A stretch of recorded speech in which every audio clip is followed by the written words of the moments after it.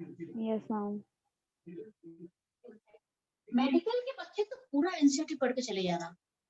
Yes ma'am. AIIMS के बच्चे हैं, एम्स के जो बच्चे हो ना, जो एम्स एग्जाम देने जा रहे हो, या जो मैम एम्स नहीं होता। हाँ वो तो अभी तो हो गया, नीट हो गया सारे ना, बट नीट के एग्जाम जो भी उससे फिर उसके बाद फिर सिलेक्शन तो होता है ना, जो टॉपर्स होते हाँ हैं वो मैम। जाते हैं, यस मैम। जो टॉपर्स होते हैं उनको पहली प्रायोरिटी मिलती है। तो यस मैम। बहुत इजी होता है। पहले जो एम्स का एग्जाम होता था वो नीट से बहुत इजी लेवल का होता है। जेई वाले तुमने जेआरबी भी नहीं लिया अभी? वो तो कर ही रहा हूँ साथ साथ। तो वो कहाँ, तुमने जेआरबी खरीदा क्या? यस मैम, वो मैंने मतलब नेट से ही कर लेता हूँ मैम, उसके क्वेश्चंस में कम से कम 50 to 60। ठीक ठीक, गुड।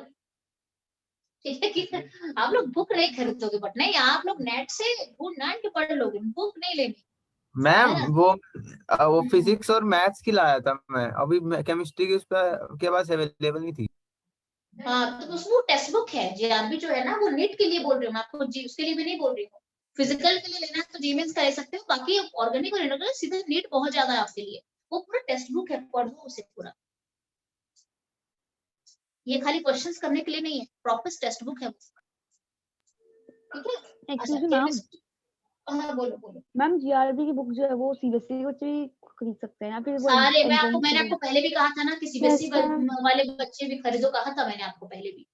हाँ मैम। मैंने एंट्रेंस के लिए कभी ऐसा नहीं कहा था कि एंट्रेंस वालों को ही लेना है, मैंने सबके लिए कहा था। आपको फायदा है, आपको एक्स्ट्रा क्वेश्चंस मिल जाएंगे। मैं तो जेई मेंस वाले उठा के ले आया था।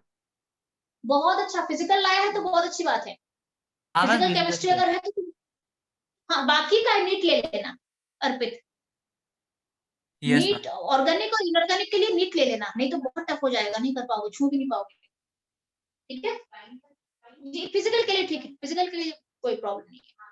केमिकल प्रॉपर्टीज में चलते हैं, बिकॉज मैंने अभी तक आपको इक्विलिब्रियम पढ़ाया नहीं है। आपने कॉन्जुगेट एसिड कॉन्जुगेट बेस का नाम तो सुना होगा। यस मैम सुना है। कॉन्जुगेट एसिड और कॉन्जुगेट बेस सुना होगा। ठीक है, जब हम इक्विलिब्रियम पढ़ेंगे तो ये सारी चीजें पढ़ेंगे। कॉन्जुगेट एसिड क्या होता है, जैसे आपको थोड़ा आपको बता देती हूँ, बिकॉज इसका भी आयुष का थोड़ा हेल्प हो जाएगा, उसका पेपर है 9th को। Conjugate acid and conjugate base. And what is this concept conjugate acid and conjugate base? कोई भी मेरे पास कंपाउंड होता है, अगर उस कंपाउंड के अंदर मैं H+ ऐड कर दूंगी तो वो कंजुगेट एसिड बन जाएगा। और कोई भी मेरे पास एक कंपाउंड होता है, अगर मैं उसमें से H+ को निकाल दूंगी बाहर तो वो कंजुगेट बेस बन जाएगा। फॉर एग्जाम्पल मैं लिखती हूँ H2, मुझे क्या चाहिए, कंजुगेट एसिड। आयुष बेटा आप भी ध्यान देना, आपके स्कूल में दे सकते हैं conjugate acid conjugate base. Present है ना आयुष?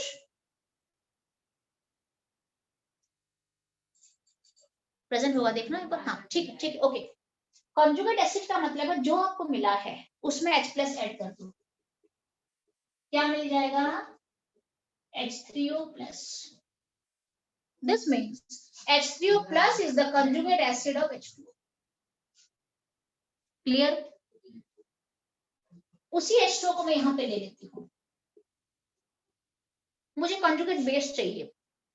मैंने क्या कहा आपको, कॉन्जुगेट बेस के लिए H2O में से एक H+ को बाहर निकालना है, तो -H+ कर दो। क्या करना है आपको, -H+ कर दो, क्या बन जाएगा, OH-। क्लियर है? That means H3O+ is the conjugate acid of H2O, whereas OH- is the conjugate base of H2O. Clear है?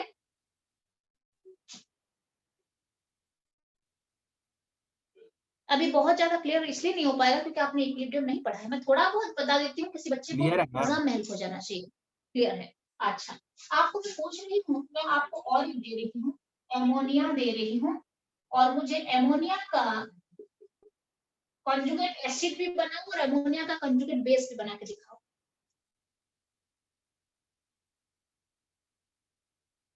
मैम NH4+ है कंजुगेट एसिड, और NH2- है बेस। NH2- है कंजुगेट बेस। ठीक है, आपको बता दिया। कंजुगेट एसिड का मतलब मुझे H+ डाल देना है। अगर मुझे कंजुगेट एसिड बनाना है तो H+ डाल दो, क्या हो जाएगा, क्या करना है, कैसे लिखते हैं यहाँ पे बच्चे थोड़ा कंफ्यूज होते हैं, बताती हूँ आपको।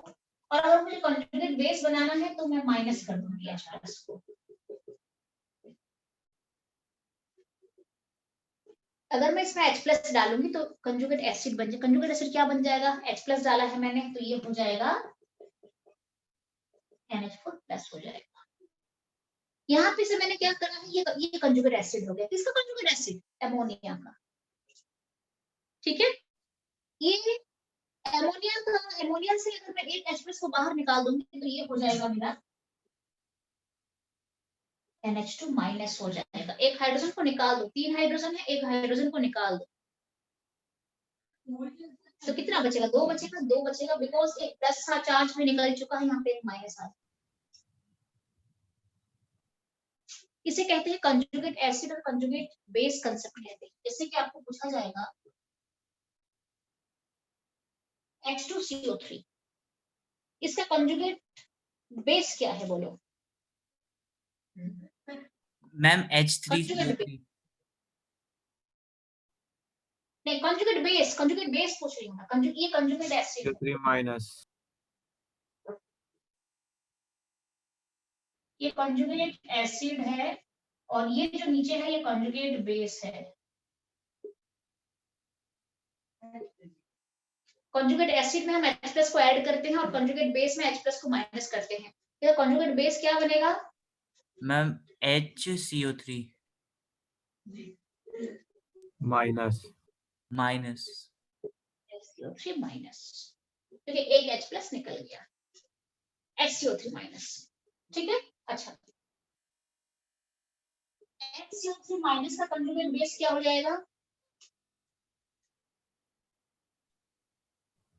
मैम क्या बेस पूछा है? CO3 2 माइनस हो जाएगा। ठीक है, मैम कंजुगेट अगर बेस बनाना है तो आप H- माइनस करते चलो, H+ को हटाते चलो, कंजुगेट बेस बनता जाएगा। अगर आपको कंजुगेट एसिड बनाना है तो आप, जैसे आपको CO3 का पूछा जाएगा, CO3 2- का कंजुगेट एसिड पूछा जाएगा। कंजुगेट एसिड कैसे बनाओगे आप, HCO3 2-। हाँ CO3 2, हाँ क्या लिखूंगी, इसका कंजुगेट एसिड चाहिए, एसिड के लिए मैं H+ डालती हूँ, H+ मैम डाल दो, HCO3 2- ही तो होगा। HCO3 माइनस हो जाएगा जो माइनस। आपने यहाँ। ठीक है, इसका फिर से कंजुगेट एसिड चाहिए, क्या हो जाएगा, अगेन ये वाला आ जाएगा, H2CO3 आ जाएगा। ध्यान रहे, कंजुगेट एसिड के लिए H+ को प्लस कर देते हैं और कंजुगेट बेस के लिए उसी H+ को माइनस कर देते हैं, मतलब निकाल देते हैं। मैम ठीक है, दीपाली को लैटिन कर मैम दो। जल्दी। कर दिया। मैम आज लेट हाँ, बोलो। चलेगी क्लास? अभी मैम 10 मिनट चलेगी, 10 मिनट मैम चलेगी। ट्यूसडे को ठीक है? मैम यूटी है मेरा केमिस्ट्री का। हाँ, ट्यूसडे को तुम्हारा है, आयुष का भी है। मैम वो इक्विलिब्रियम आ रहा है बस। हाँ, तुम्हारा खाली इक्विलिब्रियम आ रहा है, आयुष का तो इक्विलिब्रियम से P ब्लॉक आ रहा है। कितने मार्क्स का है आयुष? मैम 3 मार्क्स का है। नहीं नहीं, रियली मैं इस बार आयुष का पहले भी थोड़ा प्रॉब्लम हो गया था, वैसे ही उसके स्कूल में थोड़ा जल्दी पढ़ा लेते हैं ना, P ब्लॉक तक उनका बिल्कुल आ रहा है पूरा। इसका पहला जो एग्जाम था उसका वो भी थोड़ा इस तरीके से हो गया था कि उसके टीचर्स जो हैं वो काफी आगे दूसरे सिलेबस का जो है वो आ गया था, तो इस मेरा बार तो भी उसका 20 मार्क्स का है।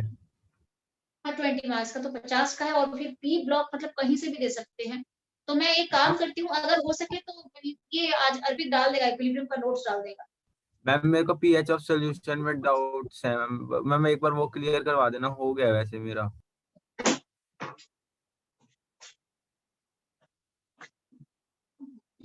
अभी आ रहा है।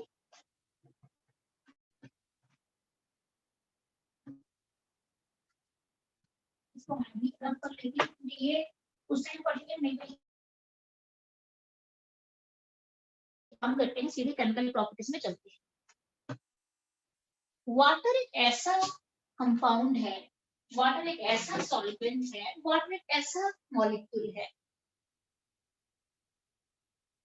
जो कि एसिडिक प्रॉपर्टी भी दिखाता है और बेसिक प्रॉपर्टी भी दिखाता है। मैं आपको बताती हूँ, आपको मैं और एक बता देती हूँ। देखो, हम जब एसिड बेस चेक करते हैं ना, ये सारे कंपेरेबल टर्म है। मतलब मान लो ए और बी दो मॉलिक्यूल हैं, ध्यान रहे मैं जो बोल रही हूँ। मान लो ए और बी दो मॉलिक्यूल हैं, ठीक है। अब इन दोनों में जो ज्यादा एसिडिक होगा, इन दोनों में जो ज्यादा एसिडिक होगा वो एसिड की तरह बिहेव करेगा और ऑटोमेटिकली दूसरा वाला बेसिक प्रॉपर्टी दिखाएगा।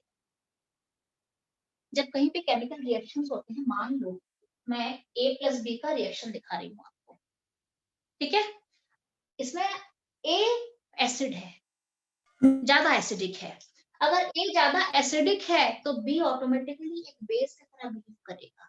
तो ये कंपेरेबल टर्म है। जैसे इलेक्ट्रोनेगेटिविटी, इलेक्ट्रोनेगेटिविटी भी तो वही वाली बात है ना। मान लो ऑक्सीजन और फ्लोरीन, ये दोनों इलेक्ट्रोनेगेटिव नहीं है। यस मैम बट फ्लोरीन ज्यादा है। अच्छा, हाँ, तो ये दोनों इलेक्ट्रोनेगेटिव है, बट ज्यादा इलेक्ट्रोनेगेटिव कौन है? फ्लोरीन है। तो फ्लोरीन के कंपैरिजन में ऑक्सीजन इलेक्ट्रोपॉजिटिव हो गया ना। Yes ma'am. फ्लोरीन के कंपैरिजन में अगर मैं देखूं तो ऑक्सीजन जो है वो इलेक्ट्रोपॉजिटिव हो गया। सिमिलरली यहाँ पे भी होता है, एसिड और बेस के केस में भी वही होता है। अगर दो मॉलिक्यूल है, उसमें से एक मान लो ए अगर स्ट्रॉन्गर एसिड है तो बी ऑटोमेटिकली एक बेस बन जाएगा। मान लो HCl है और H2SO4 है, ये दोनों क्या है? एसिड है, आपको पता है।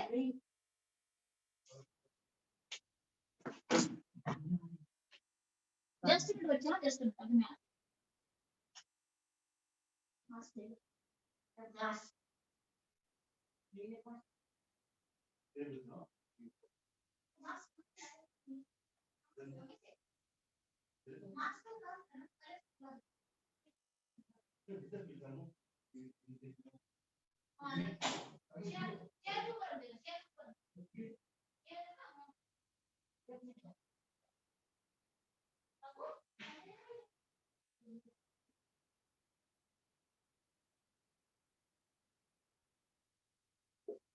अब आप मुझे बताओ, ये दोनों के दोनों एसिड है कि नहीं? आपको पता है नाइट्रिक Yes, एसिड ma'am. भी एसिड है और H2SO4 सल्फ्यूरिक एसिड भी एसिड है। बट जब इन दोनों का रिएक्शन चलता है, दोनों एसिड है, दोनों एसिड है, बट जब इन दोनों का रिएक्शन चलता है, इसमें डोमिनेट कौन करता है? कौन बड़ा एसिड है? H2SO4 ज्यादा बड़ा एसिड है। तो ये एसिड के बिहेवियर दिखाएगा और ये उस टाइम में बेस बन जाएगा। ये पढ़ोगे ऑर्गेनिक केमिस्ट्री में। वो स्ट्रॉन्ग है, क्या है? बहुत मैम स्ट्रॉन्ग है, इससे ज्यादा स्ट्रॉन्ग है। इसका ऑक्सीडेशन स्टेट प्लस 6 जा रहा है, इसका +5 जा रहा है। तो ऑक्सीडेशन स्टेट के बढ़ने के साथ साथ एसिडिक प्रॉपर्टी बढ़ जाती है। ये कंसेप्ट बाद में जानेंगे हम, क्लास 12 में सारे जानेंगे, अभी सब कुछ नहीं हो पाएगा। आप इतना जान लो, इन दोनों में ये स्ट्रॉन्गर एसिड है तो ये बेस बन जाता है। एसिड के होते हुए भी ये बेस बन जाता है। सिमिलरली अब हम चलते हैं केमिकल प्रॉपर्टीज ऑफ वाटर में। 2-3-4 केमिकल प्रॉपर्टीज है। सबसे पहला है amphoteric nature. Ma'am physical properties में एक डाउट था। एम्फोटेरिक नेचर, एक काम करना जाने, एक काम करना तुम तुम्हारा जो भी डाउट है, तुम्हारा क्वेरीज बीच बीच में आते हैं, कोई अच्छी बात है, स्टूडेंट का तो क्वेरीज आना चाहिए। तुम एक काम करना, तुम व्हाट्सएप में डाल देना मुझे सारे क्वेरीज। मैं वो व्हाट्सएप पे नहीं समझ पाऊंगा। नहीं, समझने की बात नहीं है, मैं क्लास में समझा दूंगी, तुम डाल तो देना। एटलीस्ट मुझे पता तो चले कि तुम्हारा क्वेरीज कहाँ से है, कौन कौन से टॉपिक से तुम्हारा क्वेरीज जा रहे हैं। फिर मुझे पता चल जाएगा, अच्छा इस बच्चे को ये क्वेरीज है, फिर कमिंग क्लास मैं समझा दूंगी क्वेरीज। तुम भी याद रखना कि हाँ मैम को मैंने डाउट पूछा है। क्लियर है ना? तो उससे टाइम भी हमारा बच जाएगा ना। ठीक है जानी, ठीक है। Yes ma'am. क्योंकि मेरा ये थोड़ा प्लान है, मैं ये थोड़ा पढ़ा देती हूँ, तो ये कब ये चैप्टर खत्म होगा हाइड्रोजन और फिर मैं जाऊंगी इक्विलिब्रियम में। ठीक है, अच्छा तो एम्फोटेरिक नेचर में चलते हैं। सारे क्वेरीज डाल देना ग्रुप में, सारे क्वेरीज जितना भी है। एम्फोटेरिक नेचर एक पहला प्रॉपर्टीज है, इसमें 2 सेकंड पे आता है ऑटो प्रोटोलिसिस और F, this is T। Auto protolysis electrolysis, एक जिसे सेल्फ आयनाइजेशन भी कहते हैं, ये भी एक वाटर की प्रॉपर्टी है, बताऊंगी मैं आपको। थर्ड है इलेक्ट्रोलिसिस एंड फोर्थ है हाइड्रोलिसिस। इसके अलावा भी और भी काफी सारे रिएक्शंस हैं, ये खत्म करने के बाद फिर टाइम मिले तो एक दो रिएक्शन बता दूंगी आपको, बट ये मेन रिएक्शंस हैं और इसमें से क्वेश्चंस आते हैं। मोस्टली ऑटो प्रोटोलिसिस शॉर्ट नोट में आता है, और एम्फोटेरिक नेचर एक्सप्लेन करने के लिए भी बोला जाता है, और हाइड्रोलिसिस से यहाँ से ज्यादा मैम क्वेश्चन बायो नहीं में आता। भी इलेक्ट्रोलाइसिस ऑफ वाटर। हाइड्रोलिसिस से क्या आता है, हाइड्रोलिसिस से हाफ रिएक्शंस आता है, 4-5 हाफ रिएक्शन से लर्न कर लोगे वही आएगा, ठीक है। सबसे पहले चलते हैं amphoteric nature. What do mean by amphoteric nature? ability to behave like acid as well as base। बहुत अच्छा, जो भी कंपाउंड अगर उसके पास उतना एबिलिटी है कि वो एसिड भी बन सकता है और जरूरत पड़े तो बेस भी बन सकता है, तो हम उसे कहते हैं एम्फोटेरिक नेचर। एंड वाटर एक ऐसा मॉलिक्यूल है जो कि एसिड की तरह भी बिहेव करता है और बेस की तरह भी बिहेव करता है, ठीक है। तो मैं सबसे पहले चलती हूँ एम्फोटेरिक नेचर पे चलते हैं हम, ठीक है। तो सबसे पहले एम्फोटेरिक में acidic as well as basic.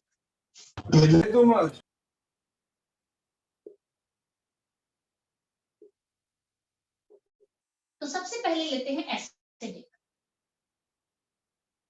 Acidic property water. Water का मैंने बताया एम्फोटेरिक का मतलब है वाटर एसिडिक बिहेवियर भी दिखाता है और बेसिक भी दिखाता है,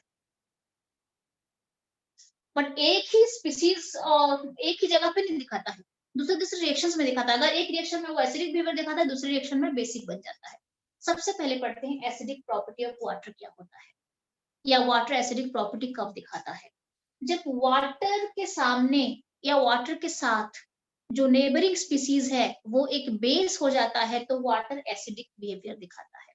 for example water plus ammonia, water plus ammonia जब रिएक्शन दिखाते हैं तो एमोनिया जो है it is a better base, ये एक अच्छा बेस है एज कंपेयर टू वाटर, तो ऑटोमेटिकली वाटर जो है ये एसिड हो जाता है। ये एसिड है और ये बेस हो है। यहाँ पे कैसे पता चला हमें, because ammonia is a better base, water से ये बड़ा बेस है इसलिए हमने इसे बेस कैसे पता चला? क्या बोल रही है दीपाली, बिल्कुल कट कट क्या रही मैम है, वो बोल रही है कि बेस कैसे पता चला। क्या हुआ, कैसे पता चला? मैं समझ नहीं आ रहा है अर्पित। मैम वो बोल रही है कि NH3 जो है हमें ये कैसे पता चला कि वो बेस है।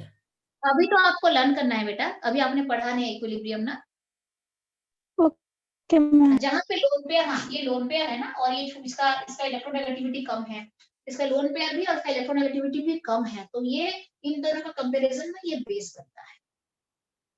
अब आज के बाद तो ये रट ही लो, अब जब क्लास 12 में अमाइन चैप्टर पढ़ोगे ना तो उसमें पूरा बेसिक प्रॉपर्टी पढ़ना है। अमाइन, ये अमोनिया जो है बेसिक नेचर का होता है, ठीक है, ओके। तो इसके पास लोन पेयर तो इसके पास भी है, लोन पेयर तो इसके पास भी है, बट ये इलेक्ट्रोनेगेटिव ज्यादा है ना, तो ये अपने लोन पेयर को डोनेट करना नहीं चाहता है ज्यादा, बट ये कम इलेक्ट्रोनेगेटिव है, ये डोनेट कर सकता है, तो it is a better base, it is a Brønsted base, it is a Brønsted base, ठीक है। अच्छा, अब हम चलते हैं इन दोनों के कंपैरिजन में, वाटर एसिड होता है और ये बेस होता है, रिएक्शन कैसे बनता है।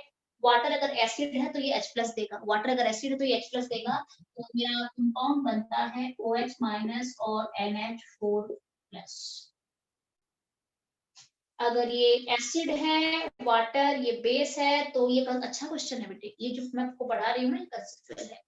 वाटर एमोनिया के सामने एक एसिड बन जाता है, वही रिएक्शन आपको दूसरा दिखाऊंगी जहां पे वाटर बेस की तरह बिहेव करेगा, ठीक है। अब इन दोनों में वाटर एसिड क्यों बना, क्योंकि ये अच्छा बेस है तो ऑटोमेटिकली एसिड बनना पड़ा इसको। यहाँ पे एसिड अगर है तो ये H+ रिलीज करेगा, और उस H+ को एब्जॉर्ब कौन करेगा, एक्सेप्ट कौन करेगा, एमोनिया एक्सेप्ट करके NH4+ बन जाएगा।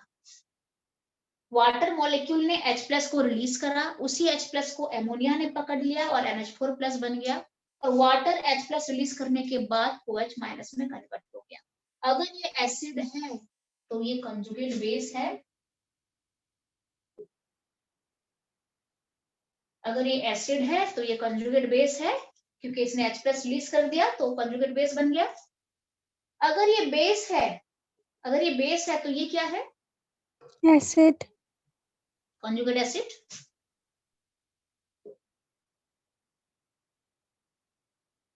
ये रिएक्शन सिंपली क्या दिखाता है कि water can behave as an acid. Water जो है वो एसिड की बिहेवियर दिखा सकता है। एसिड के साथ HCl के साथ मैम बेसिक दिखाएगा, है ना?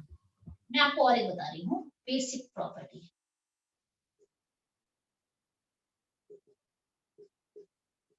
मैं H2O को रिएक्शन दिखा दूंगी H2S के साथ, हाइड्रोजन सल्फाइड। अब hydrogen sulphide is a better acid than H2O, तो ये एसिड बन जाएगा और ये बन जाएगा बेस। तो जब ये बेस बनेगा तो H+ रिलीज कौन करेगा? ये एसिड है, ये बेस है। H+ रिलीज कौन करेगा? एसिड। H+ रिलीज करता है एसिड और H+ को एक्सेप्ट करता है बेस। तो ये एसिड है, यहाँ पे ये H+ रिलीज करेगा और उसी H+ को एक्सेप्ट कौन करेगा? बेस। तो ये बनेगा H3O+ और ये बनेगा HS-।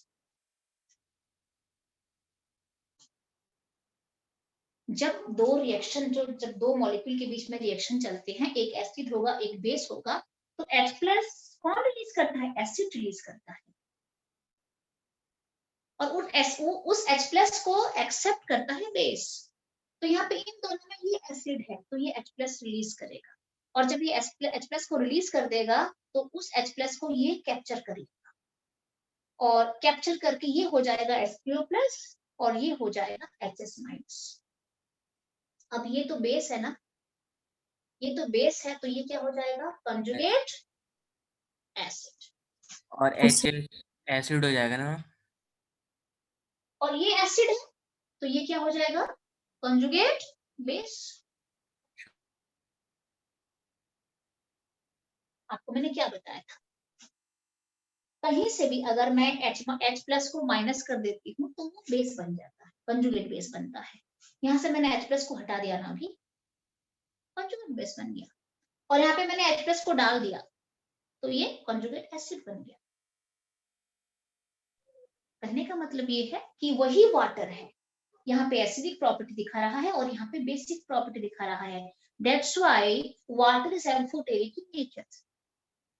ये जरूरत पड़ने पर अपने आप का जो अपना प्रॉपर्टी है वो वेरी कर सकता है, कभी एसिडिक दिखा सकता है, मैम कभी हाइड्रेट भी बेसिक। हाँ यस, मैम हाइड्रेट रिएक्शंस भी पढ़ेंगे क्या? हाँ पढ़ेंगे ना, वाटर क्रिस्टलाइजेशन। सो क्लियर हो गया? एम्फोटेरिक नेचर के बारे में आएगा तो आप इसे लर्न करके चले जाना। आगे बढ़े। एम्फोटेरिक नेचर के बाद मेरा आता है ऑटोप्रोटोलिसिस। ऑटोप्रोटोलिसिस में चले। Yes ma'am. अच्छा,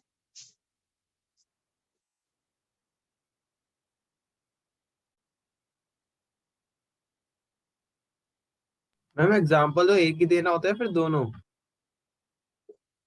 दोनों दिखाओगे ना, एम्फोटेरिक नेचर पूछेंगे तो एक दिखाओगे तो ऐसे नहीं दिखा।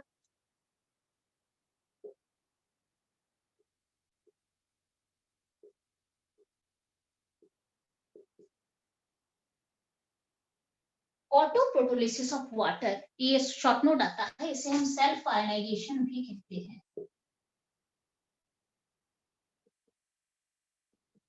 ऑटोप्रोटोलिसिस ऑफ वाटर का मतलब होता है वाटर वाटर के साथ रिएक्शन दिखाएगा।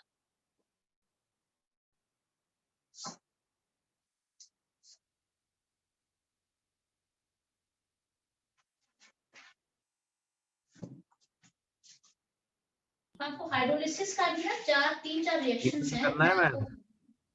जस्ट अभी आ रही हूँ मैं आपको देख रही हूँ कि आपके इसमें है कि नहीं, बुक में ऑटोप्रोटोलिसिस है कि नहीं। मैम मतलब रीजॉइन नहीं करना?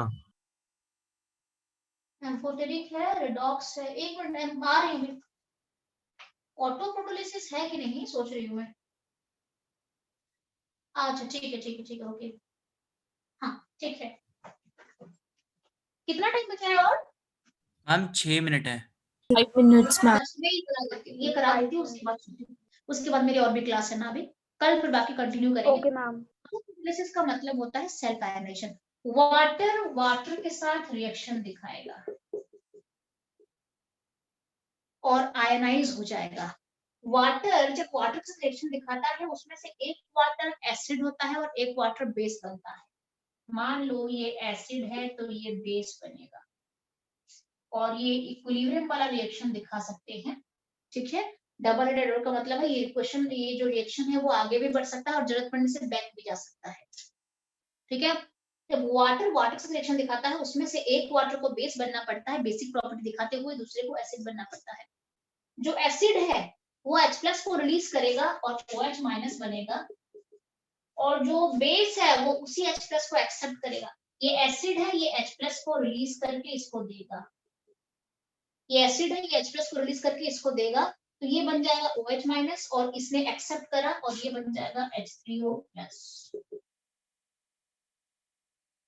और ऐसे ही ionisation of water takes place, तो हम उसे कहते हैं ऑटोप्रोटोलिसिस, खुद के साथ रिएक्शन दिखा के आयनाइज हो जाना। तो अगर ये एसिड है तो इसमें से एक कंजुगेट बेस है और उसमें से एक कंजुगेट एसिड बन गया है। This is known as autoprotolysis of water. अगर हम थोड़ा यहाँ पे एसिडिक मीडियम डाल देंगे तो और बेहतरीन तरीके से आगे बढ़ेगा रिएक्शन, ठीक है। ये मेरा ऑटोप्रोटोलिसिस है। और उसके बाद मेरा थर्ड जो है, अभी लिख सकते हो कि नहीं बच्चे, समझ में आया कि नहीं? यस हाँ, yes, मैम। समझ गए ma'am. Reacts with water in which one water molecule behaves as an acid whereas the other water molecule behaves as a base. And ionization takes place. और एक आता है electrolysis of water. I think time खत्म होने वाला होगा। 3 minute बचे। yes, ma'am. 3 minutes, ma'am. Electrolysis of water में क्या होता है? वाटर का इलेक्ट्रोलिसिस करा जाता है। इलेक्ट्रोलिसिस मतलब आपको प्लैटिनम इलेक्ट्रोड डाल के, मैं आपको बता देती हूँ, एसिडिक मीडियम में थोड़ा सा आपको प्लैटिनम, आपको पहले ही दिन पढ़ा था, ये प्लैटिनम इलेक्ट्रोड डाल के हम इसे रिएक्शन को कैरी आउट करते हैं। तो यहाँ पे मेरा बनता है 2H2 गैस और O2 गैस बनता है। ये कहते हैं इलेक्ट्रोलिसिस ऑफ वाटर। और ये मास रिडक्शन होता है वाटर का, इसमें बहुत अमाउंट का आप हाइड्रोजन वगैरह यहाँ पे आपको मिल सकता है, ऑक्सीजन भी आप चाहो तो प्रोड्यूस कर सकते हो। This is known as electrolysis of water. यहाँ पे क्वेश्चन क्या आ सकता है? During electrolysis of water hydrogen is collected at which anode, I mean which electrode, and oxygen is collected at which electrode, पूछा जाएगा क्वेश्चन। तो आपको मैंने बताया भी था ये कैथोड में होगा H2 और एनोड होगा, हाँ H2 हो जाएगा कैथोड में, H2 हो जाएगा कैथोड में, ये क्वेश्चन आपको दे सकते हैं, और ये हो जाएगा एनोड में। और बाकी जो इसके आगे की रिएक्शन है ये क्लास 12 में पढ़ो इलेक्ट्रोलिसिस में, ठीक है। तो आपका सारा हो गया है, बाकी एक बचता है हाइड्रोलिसिस। हाइड्रोलिसिस में आपको मुझे रिएक्शंस थोड़ा पढ़ाना पड़ेगा, आपको 4-5 रिएक्शन से लर्न करने के लिए आपको दूंगी मैं, ठीक है। उसके बाद हम फिर चलेंगे वाटर क्रिस्टलाइजेशन, हाइड्रेट्स कैसे होते हैं, हाइड्रोजन बॉन्डेड वाटर क्या है, ये सब पढ़ेंगे आगे चल के। कल तक हो जाएगा ना चैप्टर? ये मैं कल तक मैं ट्राई तो कर रही हूँ, पेरोक्साइड भी है इसमें। थोड़ा से बचा मैम. हाँ ज्यादा नहीं बचा है, और ज्यादा नहीं बचा है। Okay ma'am. अगर हो जाएगा तो हम स्टार्ट करेंगे, फिर मंडे से दूसरा चैप्टर स्टार्ट करेंगे, अगर हो गया तो ठीक है। मंडे से फिर ओके, आप इक्विलिब्रियम क्वेश्चन करने हैं ना।